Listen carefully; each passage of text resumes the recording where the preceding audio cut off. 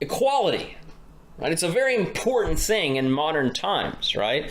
And I would argue any time. And the ancient Greeks would agree with you that equality is important, but they had very, very different visions of how to achieve equality. And we can learn something from that, because taking a look back at this past and Athens and Sparta and how they were so different and had such different ideas of what equality was teaches not only a lot about the ancient world, but about humanity itself. Now, it seems counterintuitive, right, that forces separated by only 90 miles would evolve into oppugnant peoples, like opposites, right, with very different views on morality, ways of life, and government. Athens and Sparta, the greatest cities of the classical era, were home to unique, disparate cultures and ultimately became the worst of enemies, right? Their contrasting ideals, right? Athenian democracy versus Spartan oligarchy, right? Equality being measured by status versus equality measured by wealth, right? And then the Athenian life of freedom versus the Spartan a life of servitude to the state. This created two wholly unique, right, and opposing centers of influence across Greece in the classical era that led to a cataclysmic Peloponnesian War that would envelop the Greek world. Now, the most obvious difference between Sparta and Athens, and the one that brought about the Great War between the two, was the system of governance. Cleisthenes, in the 6th century BC, led a popular uprising in Athens against the tyrants, right? And instituted the world's first really talked about democracy. A council of 500 called the Bulli would be elected, followed by a general for each district and a polemarch to be commander of the armed forces of Athens. Right? Pericles, right, in his famous funeral oration called it a democracy because power is in the hands not of a minority, but of a whole people. Whilst a grand statement, right, the opposite was actually true, right? For only men born of parents who were both Athenian could actually vote, right? So only men and only privileged men could actually vote in these elections, right? Men who had only one Athenian parent were actually disenfranchised, and no woman could vote in Athens, right? So those fortunate enough to be citizens participated in a direct democracy. Now that means they could vote on issues like, hey, should we wear? We're gonna put to a vote if everybody in the city should wear red shoes. Everybody votes on, right? So that's a difference. Not just in elections, but they vote on issues. That's what a direct democracy would be, right?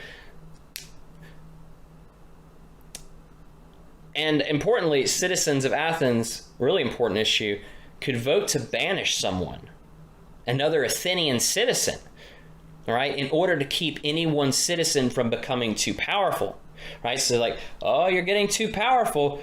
We're not seeing a lot of equality here because this guy's getting really important. He's more important than me. We're not equal anymore. I'm going to vote to banish him. That's going to come up later.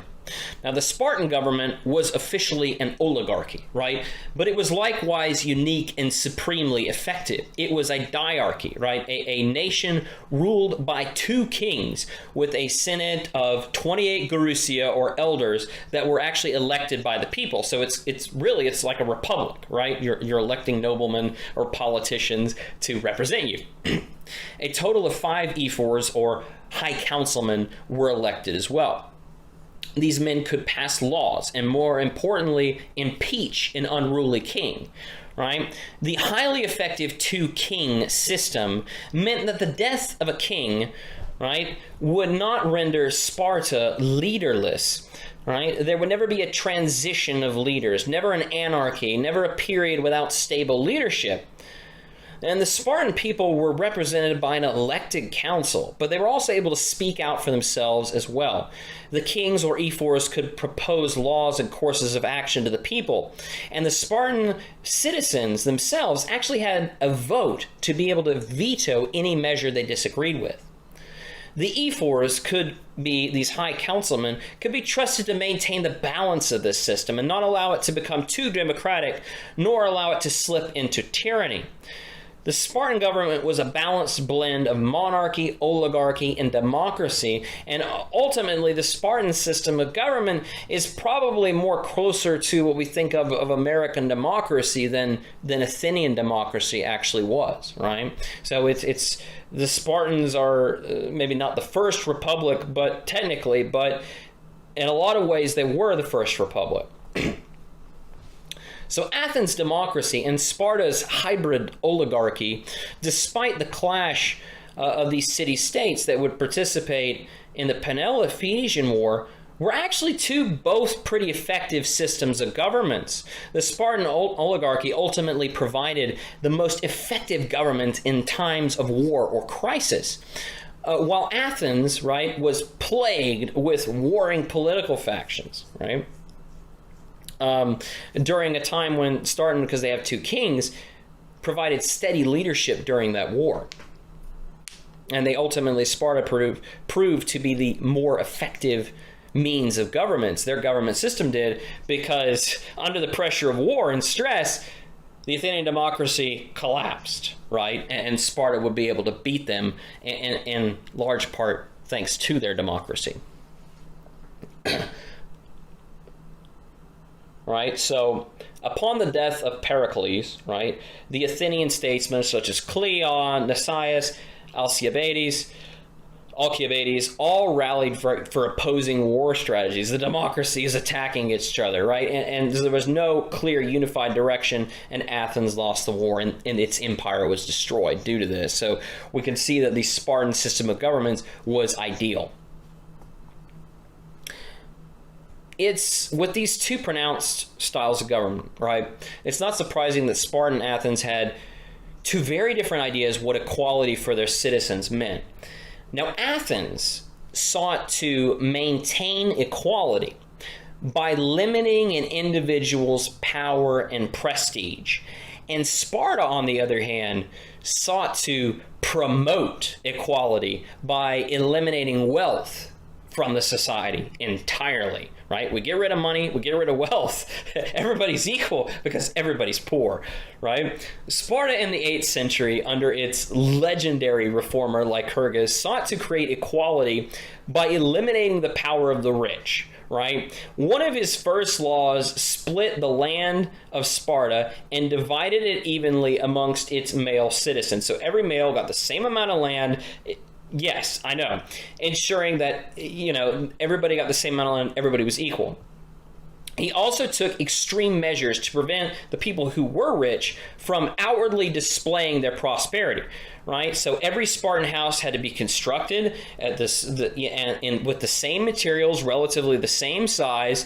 And it had to look as plain as possible. He banned the majority of the arts, right? Besides song and poetry, and Sparta had been legendary for its poetry for quite some time. He also banned gold, right? The use of gold or silver coinage, limiting Spartans to using iron coins for currency, and eventually that gets gone with entirely. He produced a ban on foreigners, right, and foreign trade as well. So no items of excess, such as gold or silver, could even reach Sparta. Like, no luxury items are coming into society, so therefore no one can own them or show off or be super rich. To Lycurgus, right, and the Spartans, the enemy of equality was wealth. And he enacted every law he could to remove material wealth from Sparta. Now, Athens. Now, I don't agree with this Athens thing, but it's pretty weird. Athens gave its male citizens equality through democracy, right? Giving each man an equal vote in government if you were an elite, right? The most surprising, though, Athenian tactic for maintaining equality was the practice of ostracism, and this is just ridiculous to me.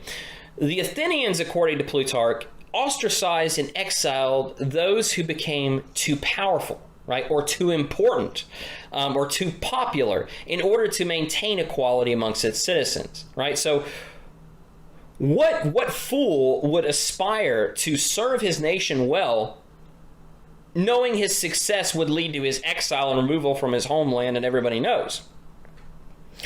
Probably not me, but believe it or not, countless heroes did that, right?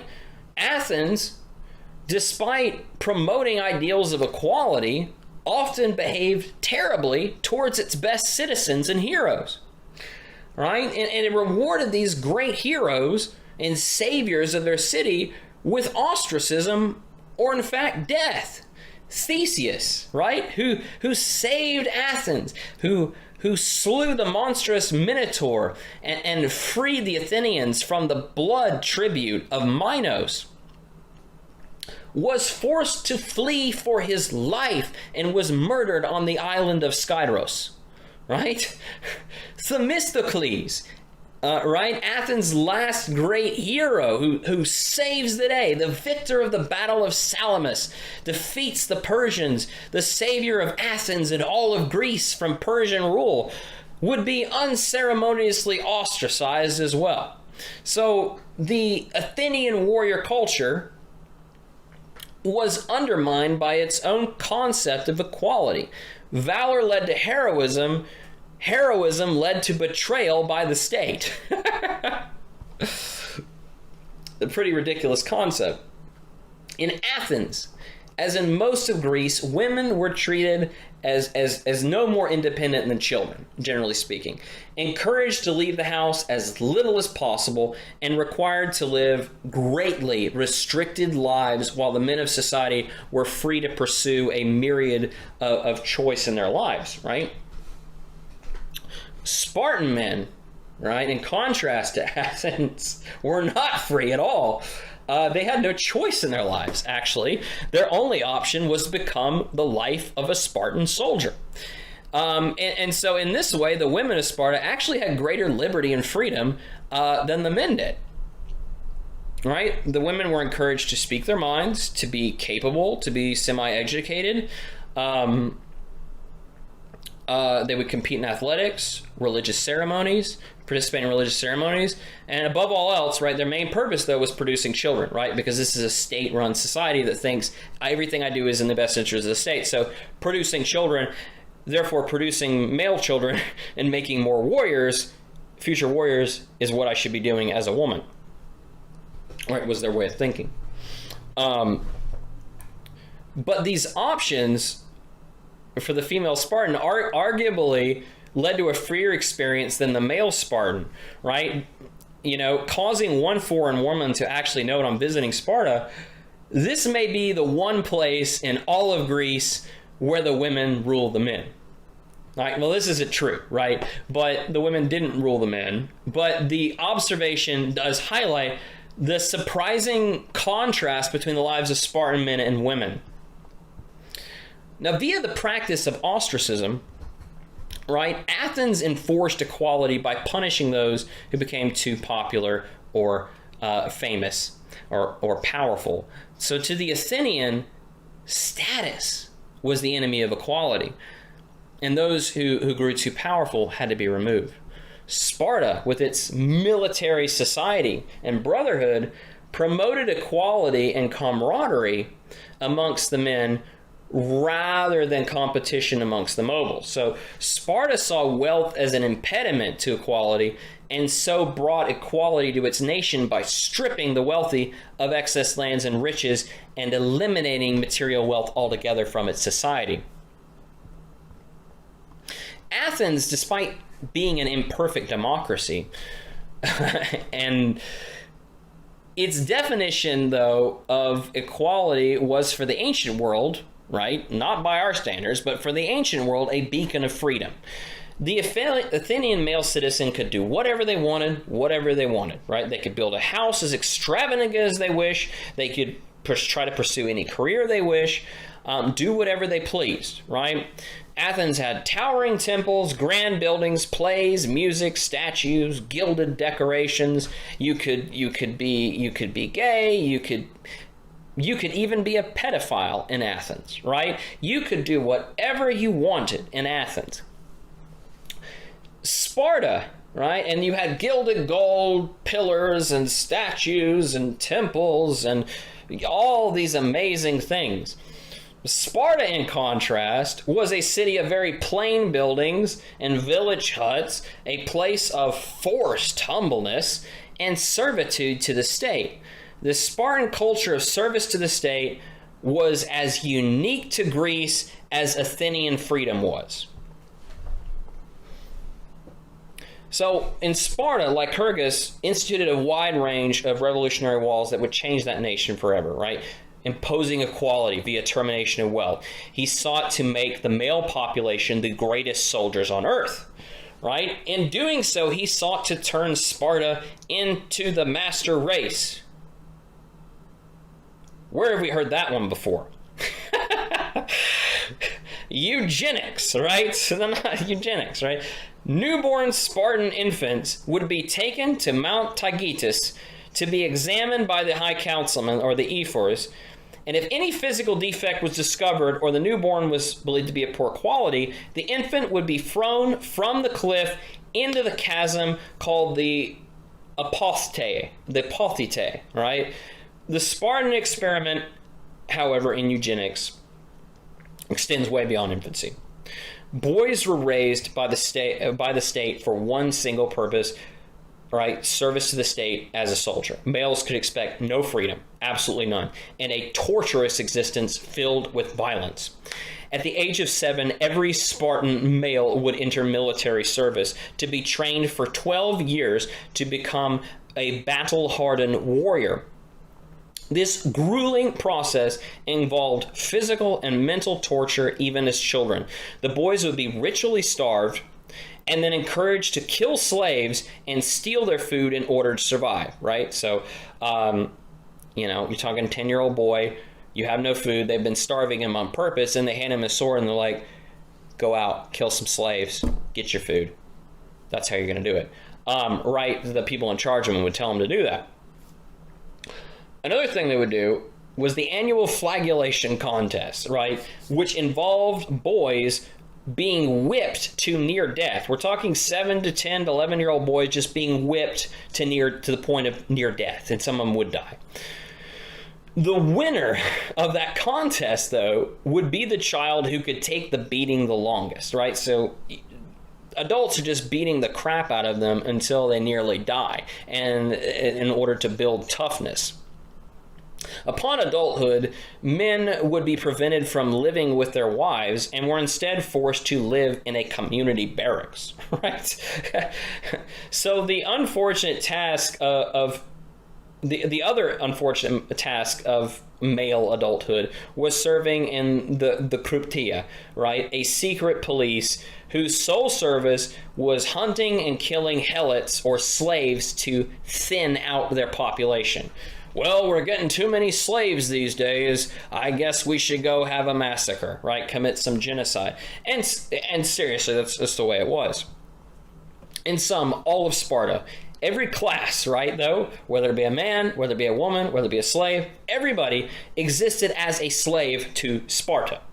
The men were slaves to war and the state, the women were enslaved to produce the population, and the helots were enslaved to produce the harvest. A fine machine-like nation this mighty Sparta was. Athens, in contrast, had founded its democracy by promoting political equality by giving each male citizen a vote. Right? Sparta promoted social equality by dividing the land equally amongst its male citizens. From one perspective, perhaps it is better to have land without a vote than a vote without land. Right? Athens owned slaves and by law severely restricted the freedom of women. But at least its male citizens had freedom. Although Sparta ultimately triumphed and conquered Athens, it is the ideal of Athenian freedom and democracy, and not the Spartan dream of power and service to the state, that would ultimately prevail in the West as both a model for government and as an idea for individual freedom. Now, the great differences between Athens and Sparta would explode into a tremendous war that would envelop the Greek world. A contest between those two governments, democracy and oligarchy, erupted across Greece. As we'll quote this fellow here, the whole of the Hellenic world convulsed, with rival parties in every state, democratic leaders trying to bring in the Athenians, and oligarchs trying to bring in the Spartans. It became a natural thing for anyone who wanted a change of government to call in help from the outside. Revolutions broke out in seemingly every city, for this was not a war of nations, but one of political ideology, nation against nation, and neighbor against neighbor. How many times have we seen that before? North, South, civil wars, political parties going at each other. This Greek civil war obliterated alliances and greatly reduced the military power of the peninsula as a whole, allowing King Philip II of Macedon, or Philip the Cyclops, to successfully invade and usher in an age of imperial Macedonian dominance, ending the era of the Greek city-state and the independence of both Athens and Sparta. That is what their warring got them. Extinction. So remember that, folks. When political factions fight, whether it be the Roman Republic or the Greek democracy, imperium, imperial power, and the tyrant often returns to bring order to that chaos.